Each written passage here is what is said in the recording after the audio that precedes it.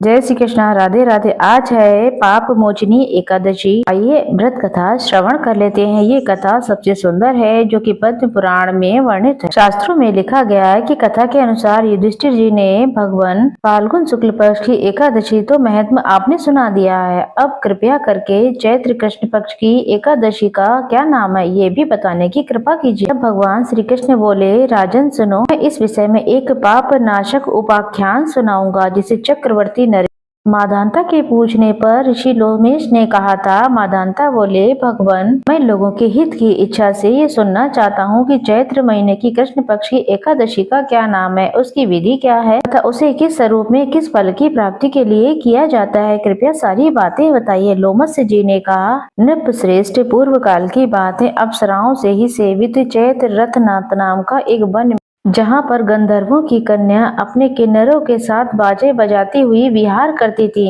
मंजमूषा नाम अप्सरा मुनिवर मेधावी को मोहित करने के लिए गई थी। वह महर्षि उस वन में रहकर ब्रह्मचर्य का पालन करते थे। मंजमूषा मुनि के भय से आश्रम से एक कोस दूर ही ठहर गई और सुंदर ढंग से वीणा बजाने लगी और गीत गाया करती थी। मुनि श्रेष्ठ मेधावी घूमते हुए इधर उधर निकल गए और उस सुंदरी अप्सरा को इस प्रकार गान करते हुए सेना सहित कामदेव से परास्त होकर बर्बर मोह के वशीभूत हो गए। मुनि की ऐसी अवस्था को देखकर मंजमूषा उनके समीप आई और वीणा नीचे रखकर और उनका आलिंगन करने लगे। मेधावी भी उनके साथ रमण करने लगे। कामवश रमण करते वक्त रात और दिन का उन्हें कोई भी भान नहीं रहा। इस प्रकार मुनि योजित चित्त सदाचारित लोप करके अप्सरा के साथ रमण करते हुए बहुत दिन बीत गए थे। मंजमूषा देवलोक में जाने के लिए तैयार हुई। जाते समय उन्हें मुनि श्रेष्ठ मेधावी ने कहा, ब्राह्मण, अब मुझे अपने देश जाने की आज्ञा दीजिए। मेधावी बोले, देवी,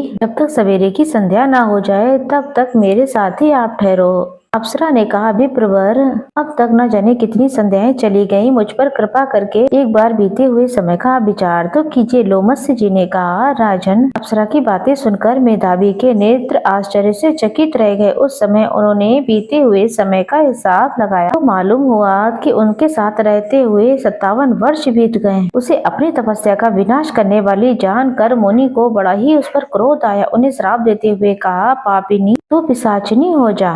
उन्हीं के श्राप से दग्ध होकर वह विनय से नतमस्तक होकर बोली, विप्रवर, मेरे श्राप का उद्धार कीजिए। 7 वाक्य बोलने के बाद, 7 पद चलने के बाद ही सत्पुरुषों की मैत्री हो जाया करती है। ब्राह्मण, मैंने तो आपके साथ अनेक वर्षों तक तपस्या की है, अर्थात संपूर्ण रूप में कहें तो मैंने रमण किया है, अतः स्वामी मुझ पर दया करें, कृपा करें। मुनि बोले, बद्री, मेरी बात सुनो। इस श्राप से उद्धार करने वाली सर्वश्रेष्ठ, ऐसा मैं क्या करूं जिससे मेरा उद्धार हो जाए? तुमने मेरी ऐसी बहुत बड़ी तपस्या को नष्ट कर दिया। अब जो चैत्र महीने की शुक्ल पक्ष की एकादशी आती, जिसका पाप मोचनी एकादशी कहा जाता है, वह सब पापों का मोचन अर्थात क्षय करने वाली होती है। सुंदरी, उसी का व्रत करना चाहिए तुम्हें, जिससे तुम्हारी पिशाचता दूर हो जाए। ऐसा कहकर मेधावी अपने पिता मुनिवर च्यवन के आश्रम में गए। उन्हें आया हुआ देखकर च्यवन ने पूछा, बेटा, ये क्या किया? तुमने तो अपने पुण्य का नाश कर डाला। मेधावी बोले, पिताजी, मैंने अप्सरा के साथ रमण करने का पातक किया है। कोई ऐसा प्रायश्चित बताइए जिससे पाप का नाश हो जाए। च्यवन ऋषि ने कहा, बेटा,